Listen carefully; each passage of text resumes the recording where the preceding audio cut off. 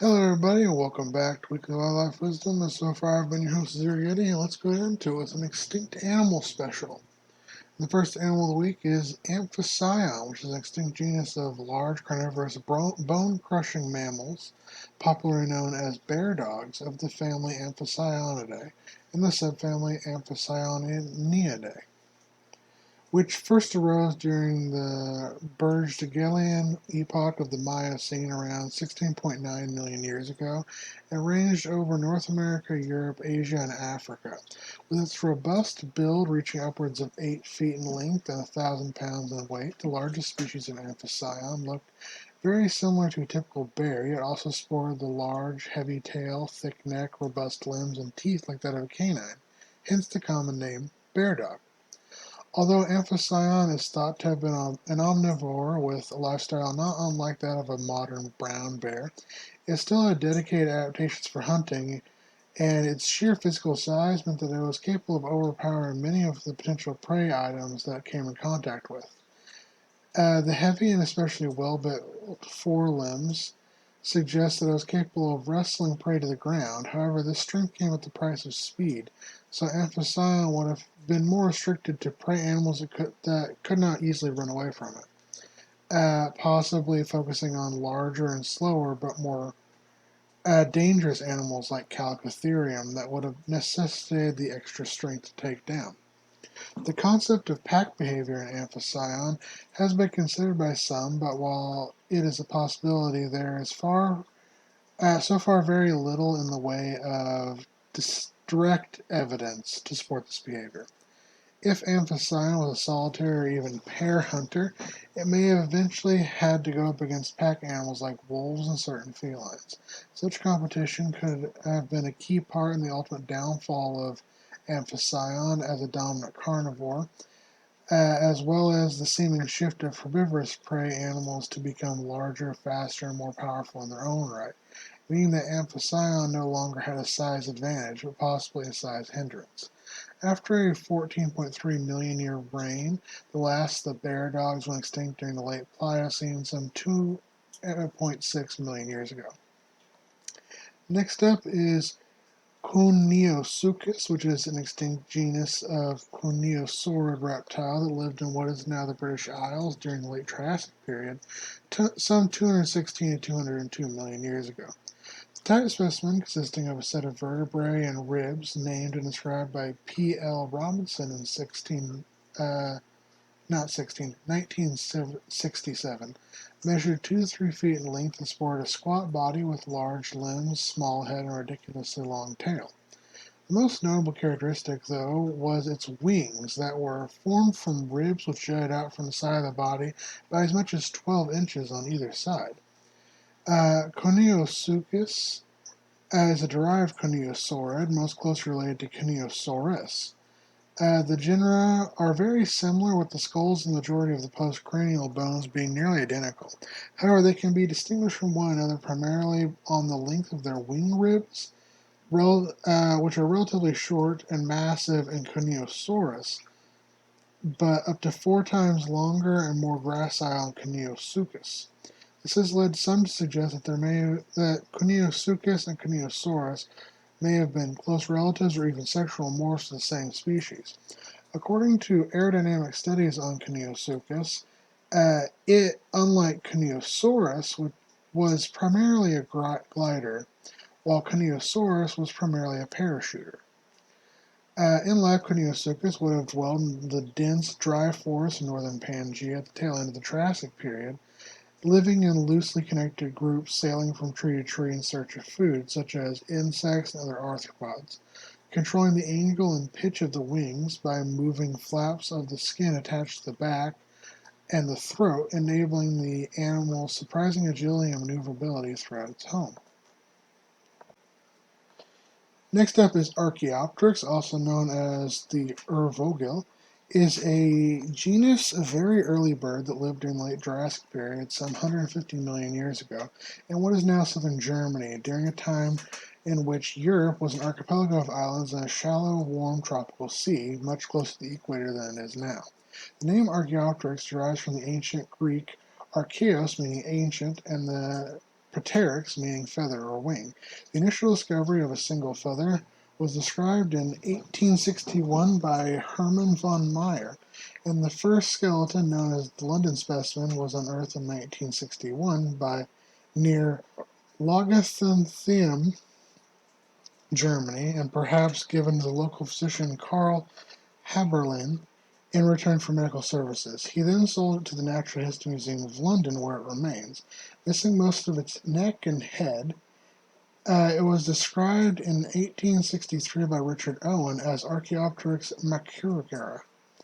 Since the discoveries, over a dozen specimens, including several complete and near-complete skeletons, have been recovered as of 2000, and as of 2021, two distinct species are considered valid, those being Archaeopteryx lithographica and Archaeopteryx semiceni. Measuring around 20 inches in length, 3 pounds in weight, Archaeopteryx was roughly the size of a modern raven, with broad wings that were round at the ends and a long tail compared to the rest of its body length. Despite their small size and broad wings and the ability to fly, Archaeopteryx had much in common with non-avian theropods. In particular, the jaws with sharp teeth, 3 fingers on the claws, a thick bony tail, and a hyperextensible second toe on the foot. In life, Archaeopteryx would have inhabited subtropical, semi-arid, and low-lying islands dominated by cycads, conifers, and other bushes. Here it would have spent much of its time on the ground or on low-lying brush, feeding upon insects, crustaceans, reptiles, and small dinosaurs, while avoiding being preyed upon by itself by pterosaurs and crocodilians. Next up is Panthera spelaea, also known as the Eurasian cave lion, the European cave lion. The Varangian lion, or the steppe lion, is an extinct Panthera species that lived in Eurasia and North America during the Pleistocene period, some 600,000 to 13,000 years ago.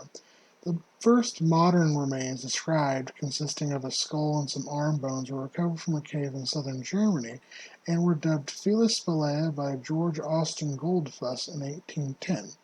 Later authors would come to conclude that it instead represented a subspecies of the modern lion, Panthera leo. However, recent genetic studies have now re-established the European cave lion as its own distinct species, and although it is more closely related to modern lions than the other big cat. Standing around 3.5 to 4.5 feet tall at the shoulder, 6.5 to 8.5 feet in length, and weighing upwards of 700 pounds, P. spelaea would have averaged around 12% larger than modern lions, but still smaller than other felines that lived at the time, such as the larger species of Smilodons and the American lion P. aethrops. P. spelaea had a relatively long and narrower muzzle compared to that of the extant lions. Additionally, they had a very thick and dense undercoat comprising of closed and compressed yellow and wavy down hair, with a smaller mass of dark-colored guard hairs that helped insulate them from the cold. Carvings and cave paintings of the lions, such as the ones at La Sox and Chavet caves in France, depict the animals as having gray, orange, and yellow coats, with the males noticeably lacking manes. In life, Panthera spelaea inhabited the forested and mountainous regions of the mammoth steppe ecosystem, being one of the main apex predators alongside the gray wolf, Homotherium, cave hyena, and the brown bear. Here they would have lived in small prides, primarily feeding upon caribou, Irish elk, wisent, ibex, and other alpine herbivores, even regularly preying upon hibernating cave bears.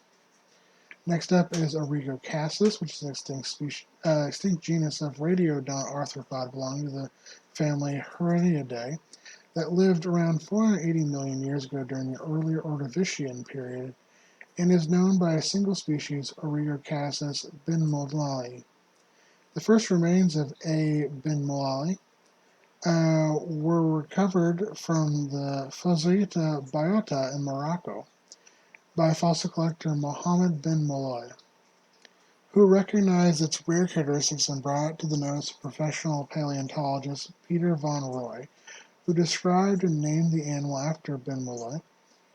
Aegirocassis is equally distinguished by its huge size of just over 6.5 feet in length for the largest recorded specimen. Aegirocassis was the largest animal on Earth at its time, as well as amongst the largest arthropods ever discovered.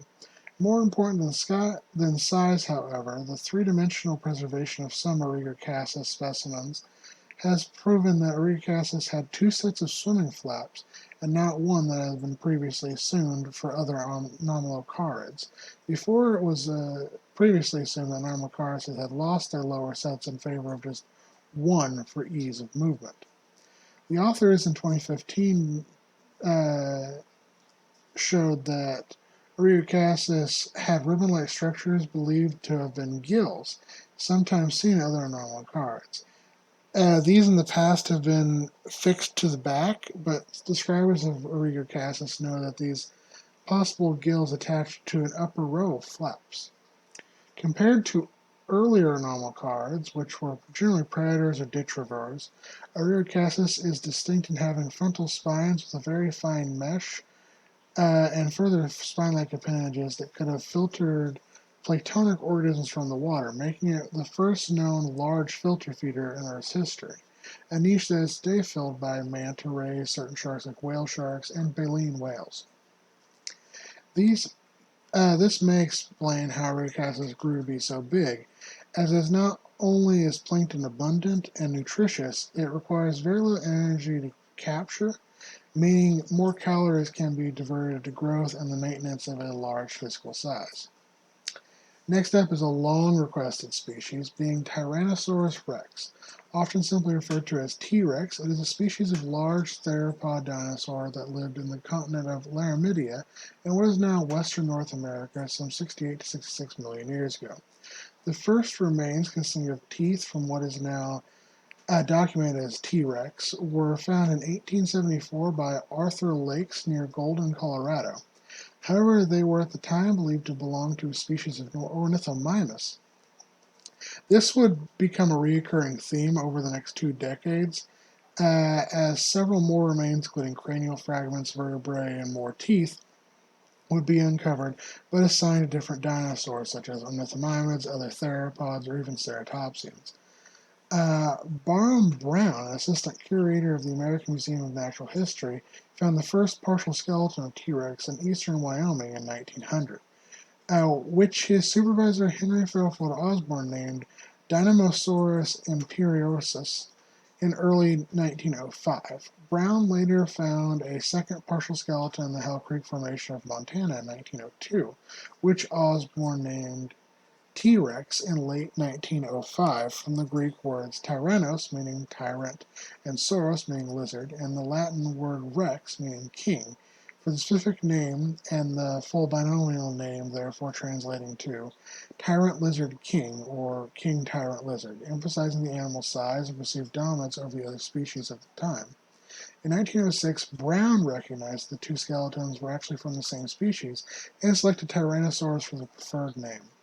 Since over 30 more specimens have been recovered, and today T-Rex is amongst the best-studied large theropods. Like other tyrannosaurids, Tyrannosaurus was a bipedal carnivore with a massive skull balanced by a long, heavy tail.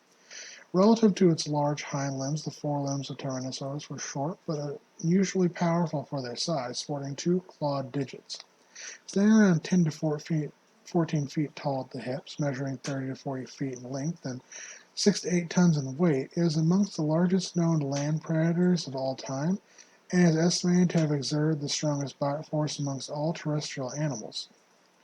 The apex predator of its environment, Tyrannosaurus Rex most frequently preyed upon ornithopods such as Edmontosaurus and Theleschiosaurus.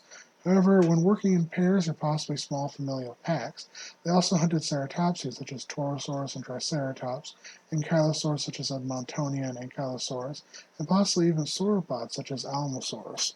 Tyrannosaurus Rex was amongst the last non-avian dinosaurs to go extinct, only going extinct due to the KPG mass extinction event, which was brought out by the Chicxulub asteroid impact some 66 million years ago.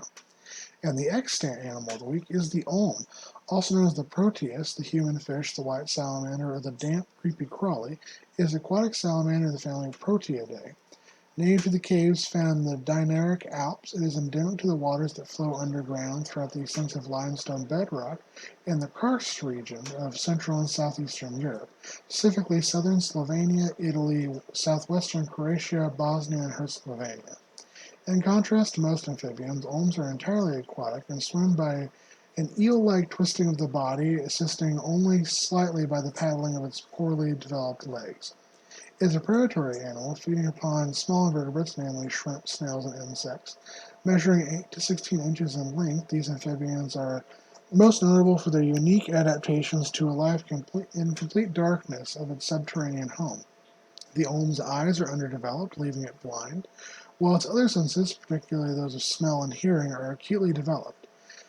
The white skin color of the olm retains the ability to produce melanin and will gradually turn dark when exposed to light, to the point that there is a subspecies of olm that is black that exists in the white Kuehneosuchus region of Slovenia. The olm sports a pear-shaped head which ends in a short, dorsoventrally flattened snout. The mouth opening is small and dotted with tiny teeth that form a sieve to keep larger particles inside the mouth. Olms breathe with external gills that form two deep red branched tufts on the back of the head, and in addition to this, they also retain rudimentary lungs, aiding in the animal in surviving hypoxic conditions. These sociable and gregarious species mate roughly every 12 years, after which time a female lays up to 70 eggs by placing them between rocks, where they will remain under protective care until they hatch some 140 days later. After hatching, it takes another 14 years for a young olm to reach sexual maturity, and under ideal conditions, it may live up to 100 years. As always, take care to my guys, gals, and non-binary pals.